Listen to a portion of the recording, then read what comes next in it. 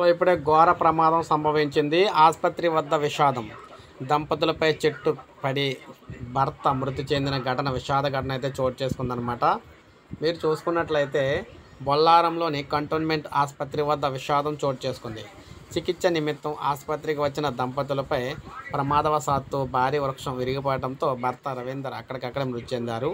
భార్య సరళాదేవికి తీవ్ర గాయాలు కావడంతో మెరుగైన చికిత్స కోసం అంబులెన్స్లో గాంధీ ఆసుపత్రికి తరలించారు.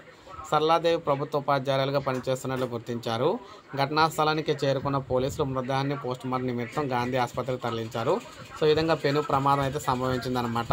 సో ఈ విధంగా మనం చూసుకున్నట్లయితే ఆసుపత్రికి వెళ్తే దంపతులపై చెట్టు విరిగిపడి ఈ విధంగా ఇక్కడ ఘోర ప్రమాదం అయితే సంభవించిందనమాట. సో ఏది ఏమైనా తెలంగాణలో నిండు ప్రాణం అయితే బలైపోయింది. అది మనకి హైదరాబాద్లోని బొల్లారం దగ్గర అనమాట, కంటోన్మెంట్ ఆసుపత్రి వద్ద.